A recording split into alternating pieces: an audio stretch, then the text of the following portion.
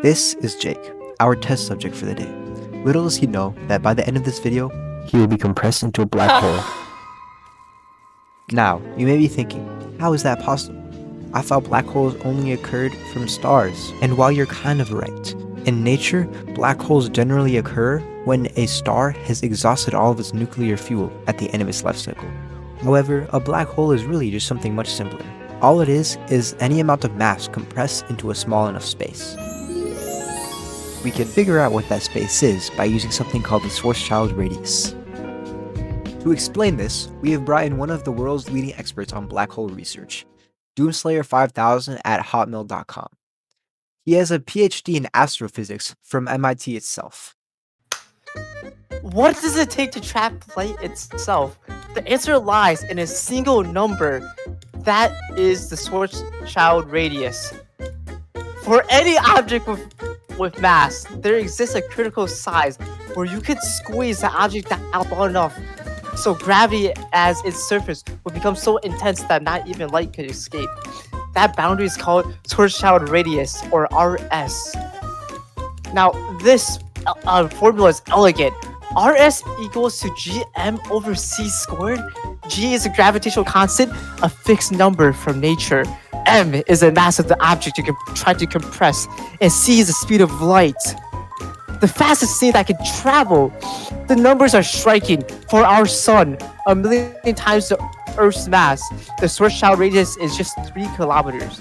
For Earth itself, it's a mere 9 millimeters, a marble like that small, that you probably have in your room somewhere. And this applies to everything, not just stars. Any object has a Schwarzschild radius. Compress it within the threshold, and laws of physics leaves you no way out. Gravity wins. A black hole is born. RS is the point of no return.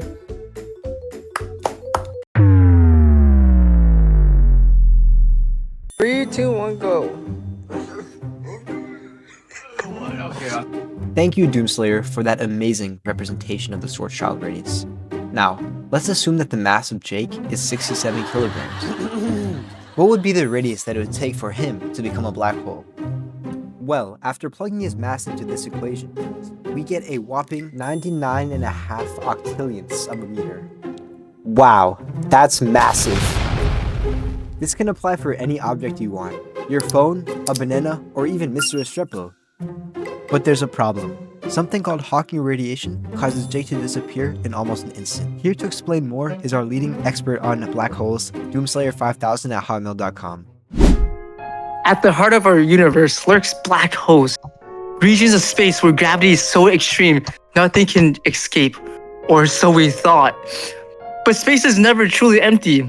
At the quantum level, pairs of virtual particles constantly flicker in and out of existence, consequence of Heisenberg's uncertainty principle. Near a black hole's edge, something extraordinary happens to these pairs. The intense curvature of space-time pulls these two particles apart before they can recombine. One carries positive energy, the other negative. And the gravitational gradient decides their fate. The negative energy particles fall across the event horizon, absorbed by the black hole. To an outside observer, this registers as a loss of mass. But the black hole has paid an energy debt to the universe. Meanwhile, his partner, now a real particle, no longer virtual, escapes into space. This is Hawking radiation, a genuine observable energy radiating away from a black hole. As the black hole loses mass, something counterintuitive happens. It gets hotter. A small black hole radiates more intensely, a runaway process described by its Hawking temperature.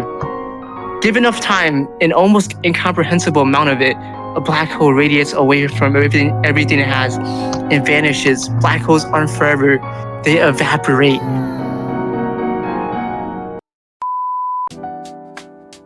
Thank you, Simon, for that amazing representation of Hawking radiation. Now, we just have one more problem. If we were to turn Jake into a black hole, it would yield us an explosion 30 times more massive than the largest nuclear bomb ever detonated. Not only would he disappear, but he would also explode, instantly vaporizing everything within hundreds of thousands of miles. To create a black hole from a small object, not only would you need immense pressure beyond imagination, but you would also need to violate the laws of quantum mechanics themselves. vai ganhar, quer mentir, tu vai ganhar. Pra você tem que fazer tudo que os faixa mandar. Minha piroca que eu posto no TikTok.